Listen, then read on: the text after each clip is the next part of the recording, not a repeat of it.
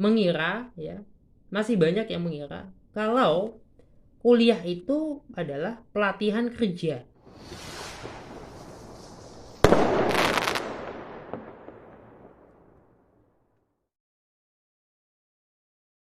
Assalamualaikum, halo semuanya. Jumpa lagi bersama saya di channel Kacamata Bang Imat. Kali ini saya mencoba untuk menjawab terkait dengan jurusan kuliah, ya. Nah, ada yang bertanya kenapa, ya, mengambil S1 ilmu politik, kemudian S2 saat sekarang ini mengambil filsafat. Saya tidak akan menjawab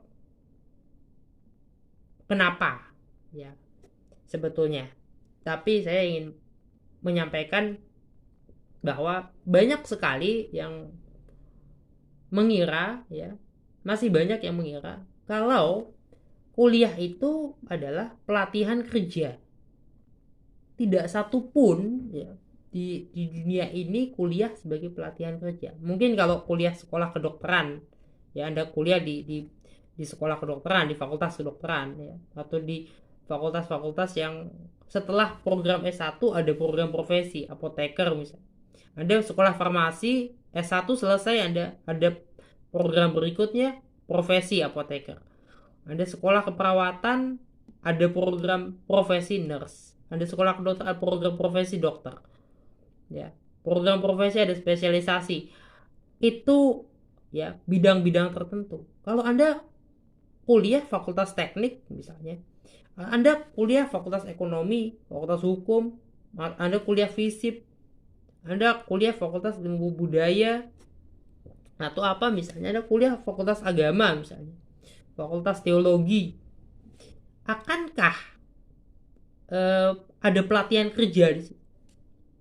No, tidak satu pun pelatihan kerja di situ.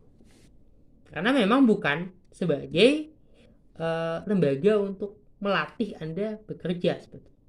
Ya, ada kok praktik ini ya. Tapi itu tidak menjamin, karena ketika Anda lulus dengan profesi dokter saja, belum tentu ada rumah sakit yang mau menerima Anda.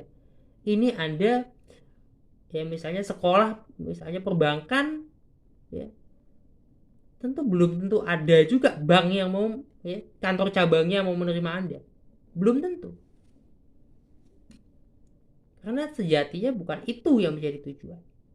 Anda kuliah, lulus, ilmunya apa? Ya, Anda punya ilmunya.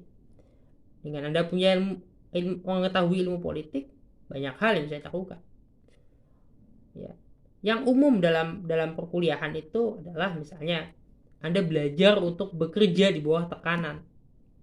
Anda belajar untuk memenuhi tenggat waktu. Anda belajar untuk melatih nalar kritis Anda dengan menulis, ya, ya, dengan melakukan kegiatan-kegiatan diskusi, nalar kritis Anda. Dengan Anda memiliki nalar kritis, Anda berusaha menjadi solusi, berusaha untuk mandiri. Sederhana itu. Kalau bicara pekerjaan, ya, IPK Anda tidak bisa menjamin Anda menjadi seorang yang sukses dalam dunia kerja. Jikapun Anda cum laude lulusnya, tapi Anda bagaimana sikap Anda, karakter, mentalitas Anda. Ada orang yang sarjana yang lulus, ya, S1-nya atau bahkan S2-nya cum laude, oke. Tapi ternyata perilakunya kurang bagus, ya. Ya, siapa yang bersedia ketika perilaku yang tidak bagus? Karena ketika Anda mau bekerja, orang melihat reputasi Anda. Ketika Anda minta sesuatu pekerjaan, ada orang datang, ya, begitu sederhana. Coba bayangkan ketika itu Anda. Ada orang datang kepada Anda, minta sesuatu pekerjaan misalnya. Anda tahu nggak reputasi dia? Oh, Anda tidak tahu. Yakin nggak kalau dia itu orang yang baik misalnya? Dari mana tahunya? Pandangan pertama, ketika masuk, ketika Anda wawancara, perilakunya bagaimana? Mentalitasnya bagaimana? Ya. Bagaimana sikapnya, duduknya, bagaimana sikap ketika bicara, sopan santunnya, sesederhana itu. Kadangkala juga karena reputasi yang sudah terbangun, Anda akan menikmati reputasi itu. Orang yang mencari Anda, karena Anda sudah dikenal dengan reputasi Anda. Sehingga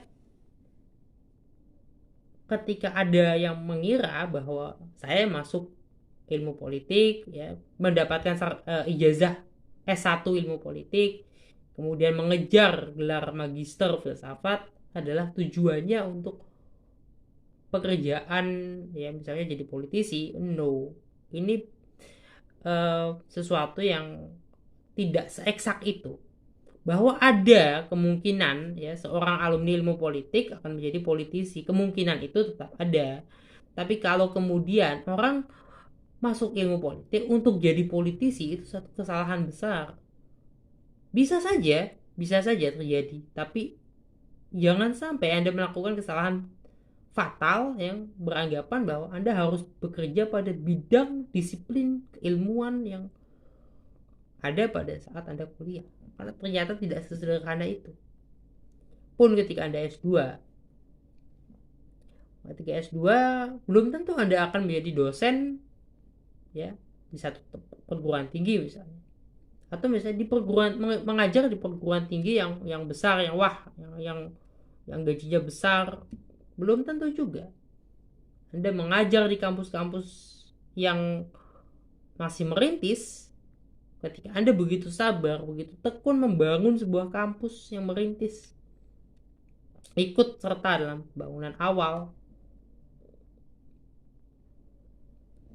siapa tahu ke depan Anda akan sebesar apa, Anda akan dikenang sebagai apa.